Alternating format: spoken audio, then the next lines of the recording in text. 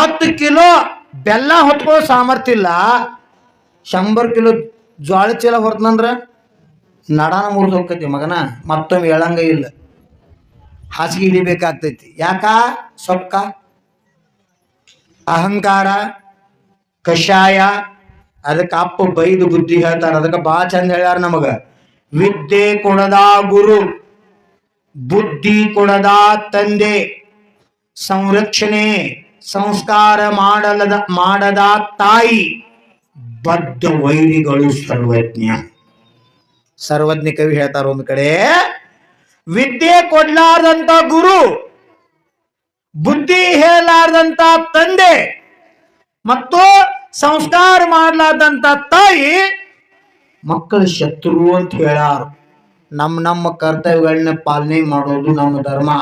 ತಂದೆಯಾದವಂತವನು ಬುದ್ಧಿ ಹೇಳಬೇಕು. ಮಗನ, ಏನು ಈ ಕಾಲದಾಗ ಭಾಳ ವಿಚಿತ್ರ ಆಗೈತಿ, ಬುದ್ಧಿ ಹೇಳುದು ತಪ್ಪು. ಅಪ್ಪ ಹಿಂಗ ಅಂದದಕ್ಕೆ ತಮ್ದಡ್ಯಾಗ ಒಬ್ಬ ಸತ್ತು ಹೋದ.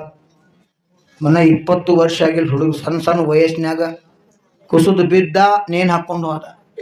ಮನ್ ನಂದ್ಯಪ್ಪನವ್ರ ಅರುಣ್, ಆ ಹುಡುಗನ್ ನೋಡ್ರಿ ನಂಬಕ್ ಆಗೋದಿಲ್ಲ ನಮಗ್. ಯಾರು ಸಂದ್ ಕುಳ್ದ ಯಾರ ಜೋಡಿ ಹೆಚ್ಚು ಮಾತಾಡ್ದವಲ್, ಚೌಕಾದಾಗ ಅಂದ್ ಗಡಿಬಿಡಿ ಮುಂದೆ ಬಂದವಲ್, ಯಾರ ಕರ್ತಮ್ಮ ಬಾ ನಿನ್ ಕೊಡುಬ ಸಾವಕುಮಾರ್ ಅವ್ನ ಕರೆದ್ರ ಬರು ಮಗ. ಇಷ್ಟಂಗ ಮಾನಸಿಕವಾಗಿ ವೀಕ್. ಮಹಾವೀರ್ ಜಯಂತಿ ದಿವಸ ಒಂದು ಮಗು ಬಸ್ಸು ಮಗ್ದುಮ್ ಹುಡುಗ ನೇನ್ ಹಾಕೊಂಡ್ ಸಣ್ಣ ವಯಸ್ಸಿನ 3-4 ಕೇಸ್ ಅದು ಇಟ್ಟಿದ್ಲ. ಯಾಕೆ ಈ ರೀತಿ ಮಾನಸಿಕ ಬರಾತೈತಿ ವಿಕಲ್ಪ ಸಿಕ್ಕೋಳ್ರಿ. ಕರ್ಮ ಸಿದ್ಧಾಂತ ಬಹಳ ಸೂಕ್ಷ್ಮದ. ನಭಾಸರ ಹೇಳಿ, ಯಾರ ಮನ್ಯಾಗ ಆತ್ಮಹತ್ಯೆ ಮಾಡ್ಕೊಳ್ತಾರ 6 ತಿಂಗಳ ತನಕ ಮನೆಗೆ ಸುಟ್ಕದ, ಬಹಳ ದೊಡ್ಡ ಪಾಪ.